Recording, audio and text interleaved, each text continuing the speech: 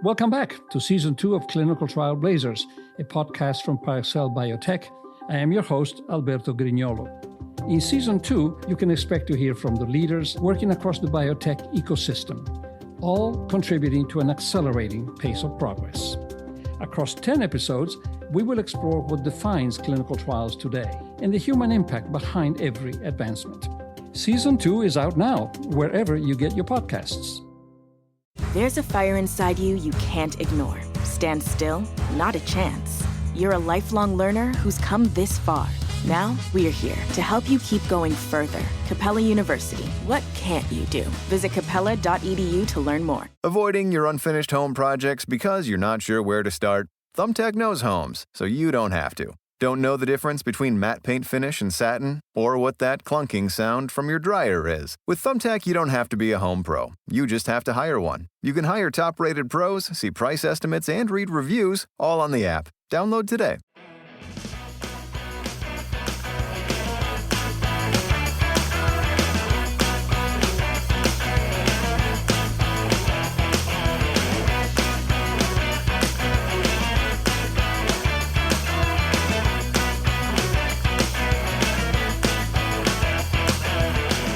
Hello, everyone, and welcome to Kilowatt, a podcast about electric vehicles, renewable energy, autonomous driving, and much, much more.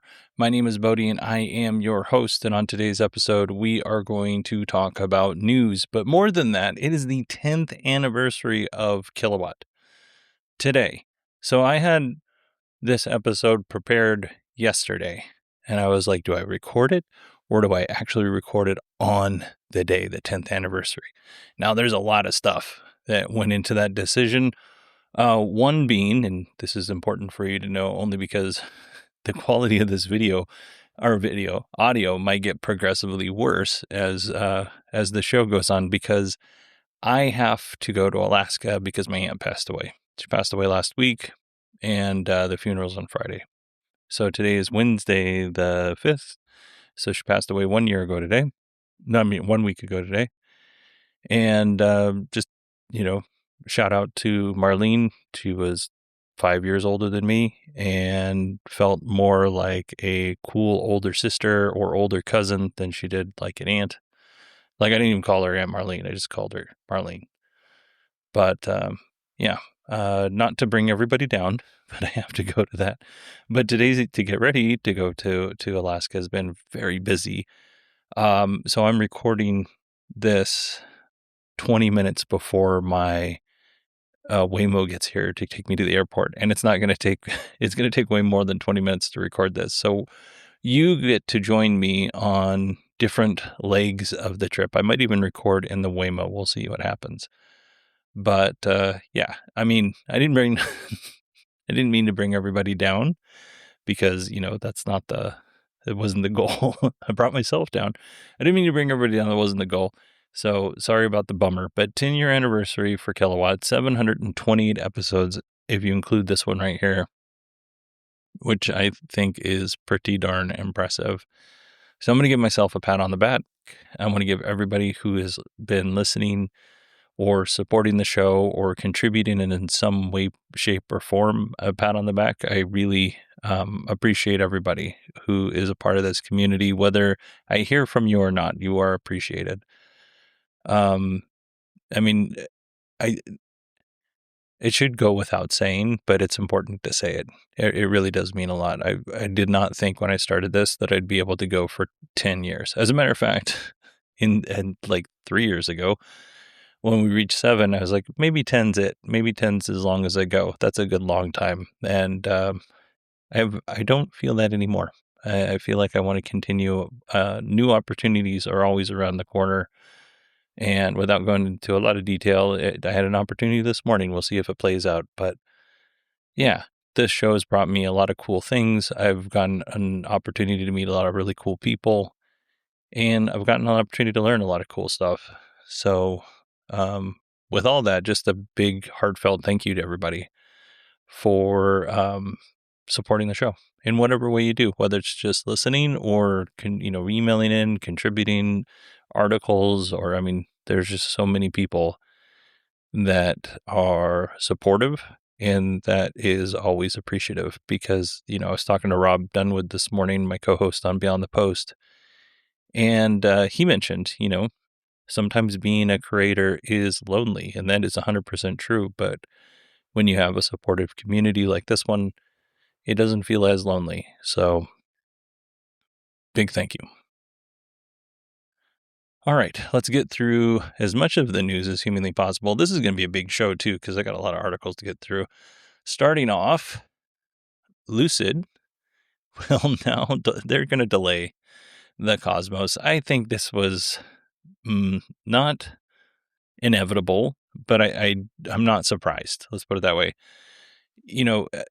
Lucid had a rumor that they're going to go through bankruptcy, but no, they said that's not true. Where really what we're doing is we're just kind of restructuring the company, and they brought a company in that's usually deals with bankruptcies and restructuring to help them restructure while staying out of bankruptcy.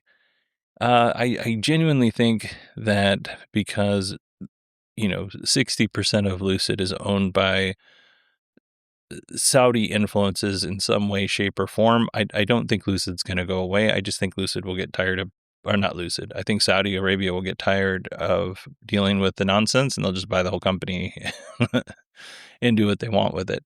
Maybe even shutter the factory here in Arizona and just have the factory there in Saudi Arabia. Who knows? But the Cosmos, as of right now, is delayed, which is, that was going to be their $50,000 Model Y type competitor. It will be delayed till 2027, and we'll see if it's delayed even further out. I last week I recorded an interview with Tom Appel, which you'll hear on Friday, and Tom and I brought up, or we talked a little bit about Lucid, and at that time we didn't have this information. So when you hear us bring that up and we talk about the Cosmos, that was recorded before this information came out. All right.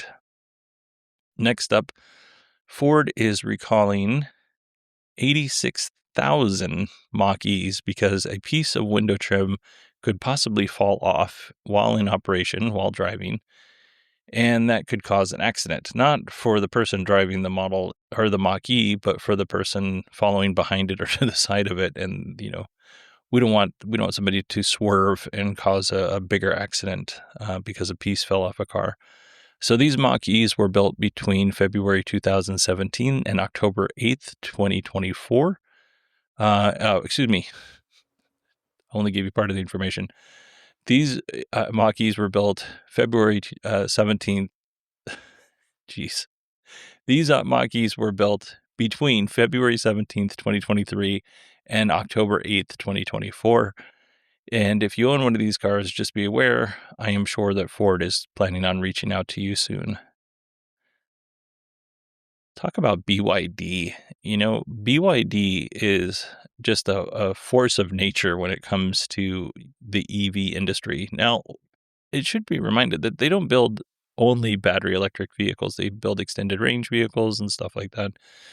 I don't think they have a hybrid for hybrid's sake, but I don't know I don't know their entire lineup, but they build a lot of EVs. I'm going to talk about their total cars, not just pure battery electric. I'm going to talk about like the extended range, like the BYD Shark, and including the electric.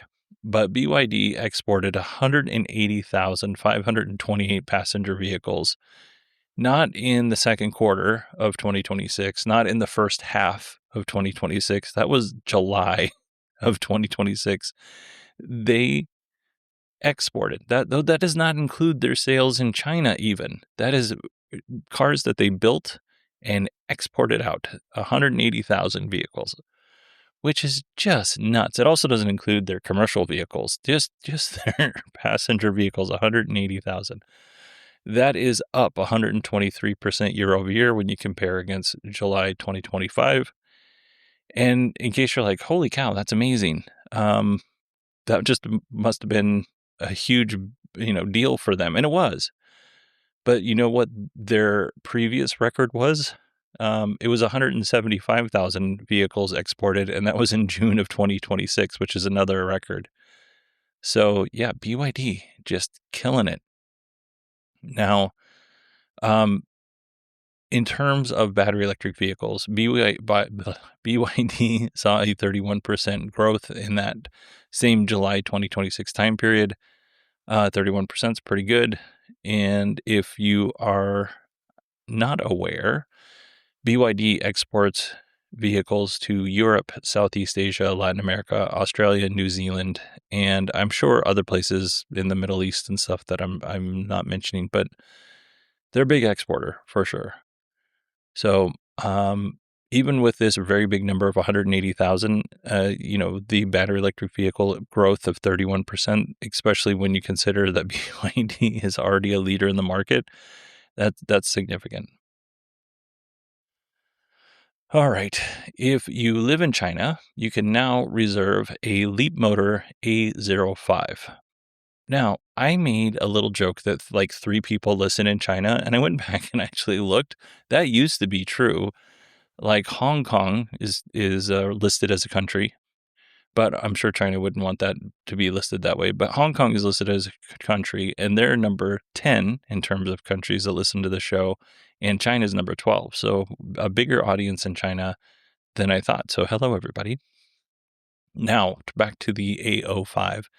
This is a compact car. It's a little smaller than the Hyundai Kona. It's closer in size to the Volvo EX30. Or if you want to get something more relevant that we're going to talk about in just a second, it's the IONIQ 3, very close in size to the Hyundai IONIQ 3, which is getting fantastic reviews. The A05 specs, you get an 8.88 instrument cluster behind the steering wheel, 8.88 inch, which I thought was funny, and a 14.6 inch central infotainment system. It's going to come with 2 different battery flavors, 39.8 kilowatt hours and 53 kilowatt hours. These are going to be LFP battery chemistries. You're going to get a range of 405 and 510 kilometers, depending on which battery size you went. And when we convert that to, if we convert that to miles, that's 252 miles or 317 miles. So not too bad. It's going to DC fast charge from 30% to 80% in 16 minutes. So not the fastest fast charging out there, especially when you consider that China right now has some just nutty battery tech that is charging in like 3 minutes. And I think we have an article down closer to the bottom talking about that. But we don't have a price yet. But Leapmotor, obviously, just well reviewed overall. It's an affordable car, but it's a well-built car, and any sort of software issues that they may have had in the past or currently have, they are definitely working through those. We don't have a price for the A05 or A05 yet, but you can reserve it for 99 won, which, I don't keep my finger on the pulse of the currency between Chinese money and US dollars, but that's about $15. So you can reserve this car for $15 if you want to. So we can assume that it's going to be affordable. All right. Okay, so I said we were going to talk about the IONIQ 3. We now know that the IONIQ 3 is, not coming here to the United States. But in the Netherlands, the starting price is about 28,000 euros or $32,000. It's about the same size as the Leapmotor A05, if you're curious as to how big it was. And it's going to come with a standard range battery and an extended range battery, not an extended range EV, not the EREV. They just called it an extended range battery. So the bigger battery pack. It'll be 42 kilowatt hours or 61 kilowatt hours for the bigger battery pack. And then with that, you're looking about 344 kilometers, which is right around 213 miles. With the bigger battery pack, you're looking at 496 kilometers, which is about 308 miles. If you know, most of Hyundai's vehicles are built on an 800 volt architecture. This is not the case for, is it 8 or 900? now I'm doubting myself. I think it's 800, but it could be 900. But it doesn't matter. This car is not built on that same architecture. It's built on a 400-volt architecture to save money, which means the charging speed is not great. It's not awful, but it's not great. It'll get you 10 to 80% in about 30 minutes. But if you want the bigger battery pack, the 61 kilowatt hour battery pack, it'll get you 10 to 80% in 30 minutes. So it only takes 1 minute more to get to that same 80% under the 10 to 80% in 30 minutes versus 29 minutes. So crazy. Let's see. It's going to have a lot of different trim options, and I saw a bunch of different stuff that's coming out in the UK versus Europe. I'm not going to really talk about that, although this would interest, and I'm sure Sam Fiorani already knows this, but it's going to come in a in trim, which is kind of like their sports car, but it's an electric vehicle. But it's going to be a hot hatch, and that's going to be available in the UK. Might also be available in Europe, but for sure the UK. In terms of the interior, looks very much like a Hyundai interior to me. You'll get the option of a 12.9 or 14.6 center infotainment screen, and then it's optional to have the driver display or the instrument cluster behind the steering wheel. It's going to come out with the Plios Connect, which is their new operating system. It'll also have a nice configuration or mix of physical buttons, where physical buttons make sense, according to the article. And then it's going to have an AI companion, which doesn't surprise me. I think, we're going to hear all about new 2028 cars and their AI companions. Welcome back to Season 2 of Clinical Trial Blazers, a podcast from Parcell Biotech. I am your host, Alberto Grignolo. In Season 2, you can expect to hear from the leaders working across the biotech ecosystem, all contributing to an accelerating pace of progress. Across 10 episodes, we will explore what defines clinical trials today and the human impact behind every advancement. Season 2 is out now, wherever you get your podcasts. Avoiding your unfinished home projects because you're not sure where to start? Thumbtack knows homes, so you don't have to. Don't know the difference between matte paint finish and satin? Or what that clunking sound from your dryer is? With Thumbtack, you don't have to be a home pro. You just have to hire one. You can hire top-rated pros, see price estimates, and read reviews, all on the app. Download today. Okay, now we're at the airport, and I've got a little bit of echo, so let's get rid of that. So at the airport, and hopefully you can't hear the music in the background, because otherwise YouTube will, I don't get monetized on YouTube, but I don't want to get a strike either.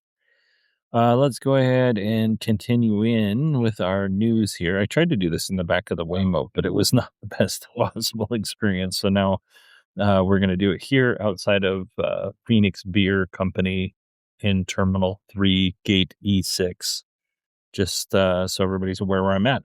All right. This next story comes out of Car News China. That's the publication. They are reporting that Chinese EV maker Hongqi and battery maker Lixing Battery, they have developed a battery that will charge between 10 and 70% in 3 minutes and 41 seconds, which is nutty. In addition to that, they were able to charge from 10% to 97% in 8 minutes and 3 seconds. So pretty fast. This was an 80 kilowatt hour battery. They did this in controlled conditions. It was 77 degrees Fahrenheit where they were doing the battery test, which would be about 25 degrees Celsius. 80 kilowatt hour battery, they were able to reach a peak charge of 960 kilowatts, which is just nuts.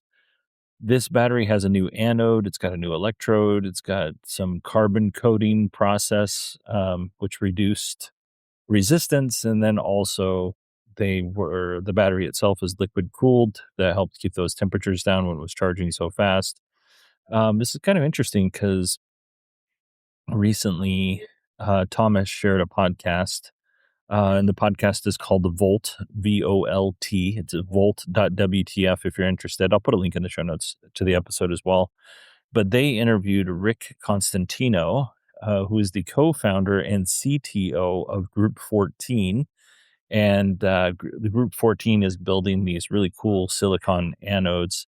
And they talked a lot about the benefits of silicon anodes, which we'll talk about in a second, but also, the difficulties and the ways that they're solving them. So that's pretty cool. And I guess that leads us to our next story, which is Scylla. Scylla is a company like Group 14. They're developing silicon anodes. And from what I understand, based on the Volt interview and reading this article, the advantage of having a silicon anode is that they can deliver, Scylla is saying they can deliver 20% more range without needing to increase the size of the battery, because silicon stores more lithium than graphite does, which makes the battery cells, or can make the battery cells, more energy dense, which is great. But according to the interview and the article that I read, there is the benefit that silicon can store more lithium, which is great. But the downside is as that anode expands and contracts as it charges and discharges, it can cause or speed up battery degradation, which is not great. So the goal, obviously, is for them to figure out how to use a silicon anode while not causing that battery degradation at scale, so they can commercialize it. And that's something that is always the big question: is can it be actually produced at scale for commercial purposes? And Scylla and Group 14 obviously think that it can. So we shall see. Scylla does have a partnership with Panasonic Energy as well as Mercedes. So very likely that we will see silicon anodes in, the near future for EVs. Hopefully.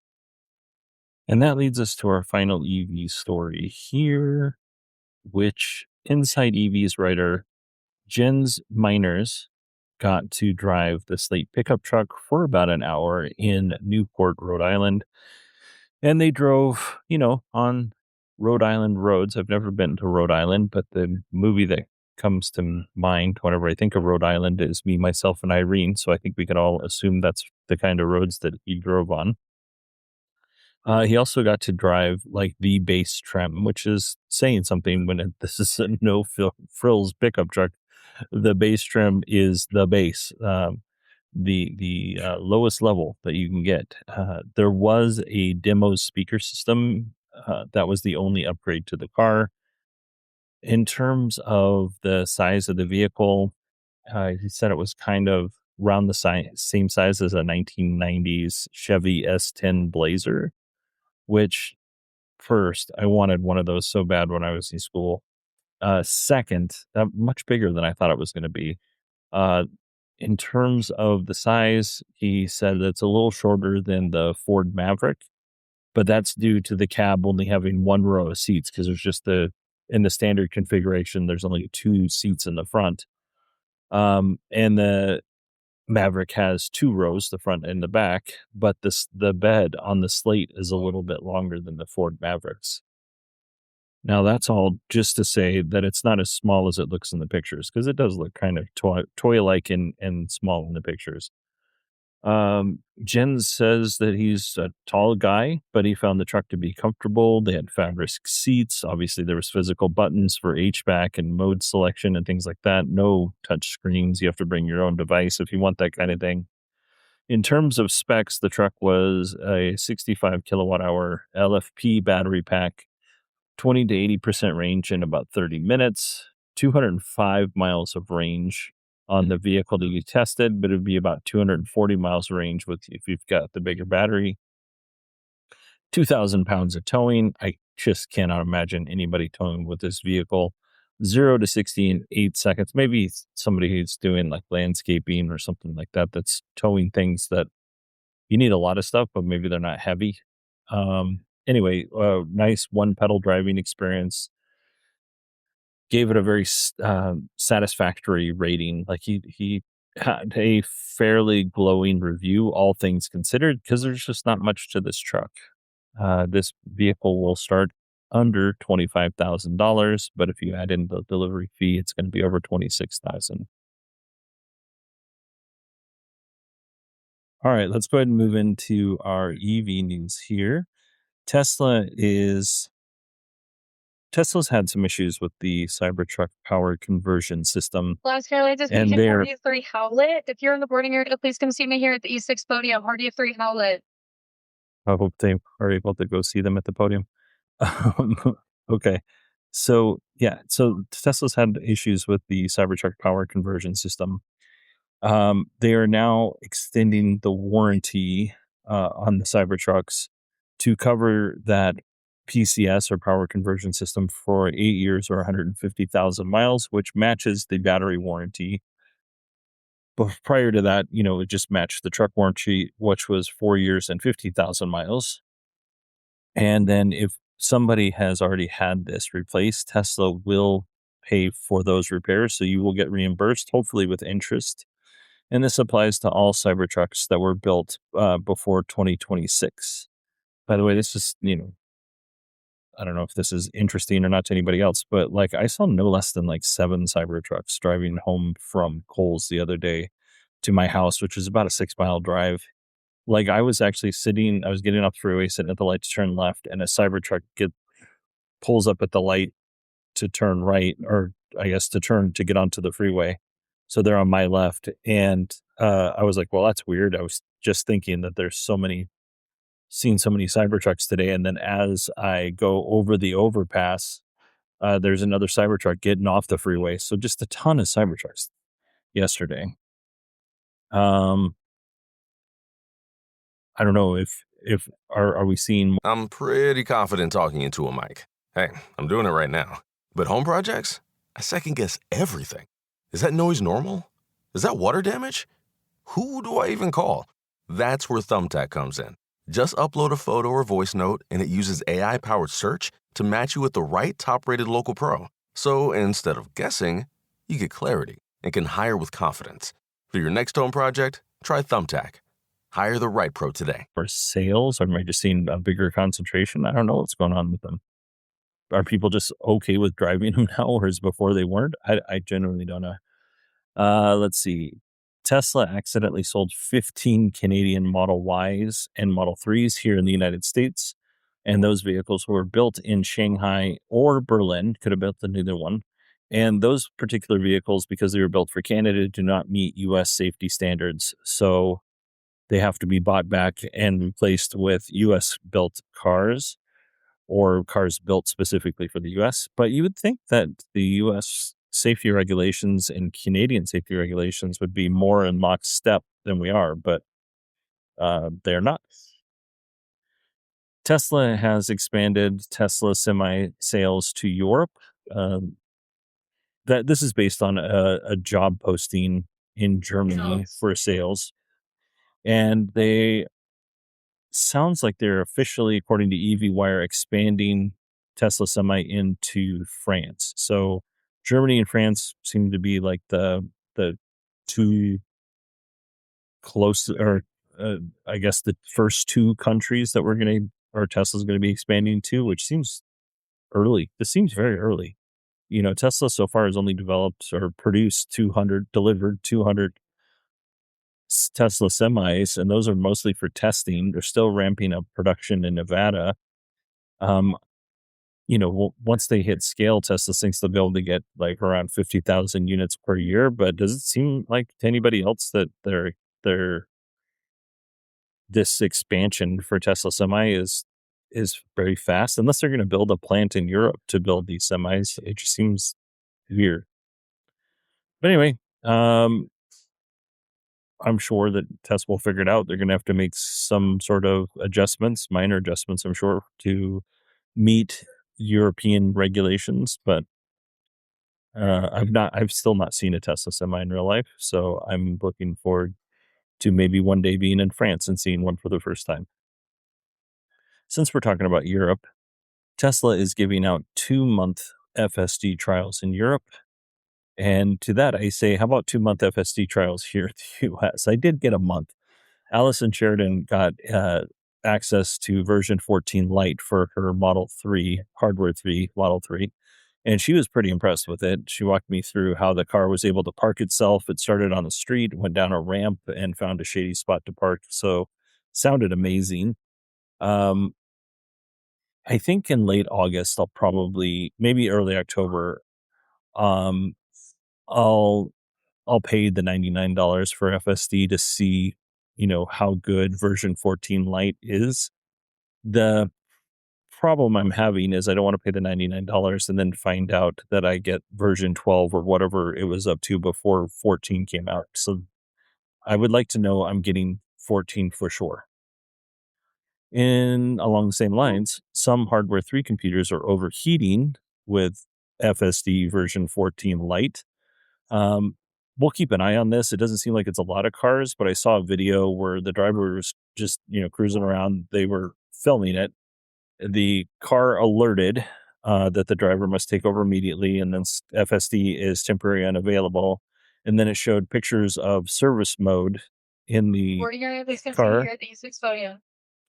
And it showed that there was an ECU thermal issue, which is why it overheated. So, Alaska Airlines SPJ Turtle Towns. Please come see me here at the E6 podium, Echo 6 podium. Hurry up, Charles. She sounds that sounds urgent. Okay. So, so ECU issue. Hopefully they're able to get that corrected. But it's definitely 14 Lite seems like it's definitely pushing the hardware to its limit. Let's see. This is our final Tesla story here. Unfortunately, Tesla sales were down 19% in China for the first half of the year. Now, that sounds like a negative headline, and it is, but it's also kind of a misleading headline. This is what it should say. Tesla sales are down 19% when compared to peak Tesla sales, which were in 2023. So they're not down year over year. They're down from whatever the peak was. When compared to 2023, like I said, which was the peak, who cares? Are they down year over year from last year? Yes, a little bit, 9%. Not the end of the world. They still sold in the first 6 months of 2026, or the first half of 2026. In China, Tesla still sold 238,955 vehicles. So to me, those aren't failure numbers.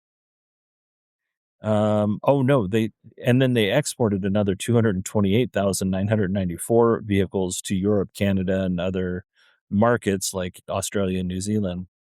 That's a total of like 467,000, almost 468,000 cars out of that factory in China in the first half of 2026.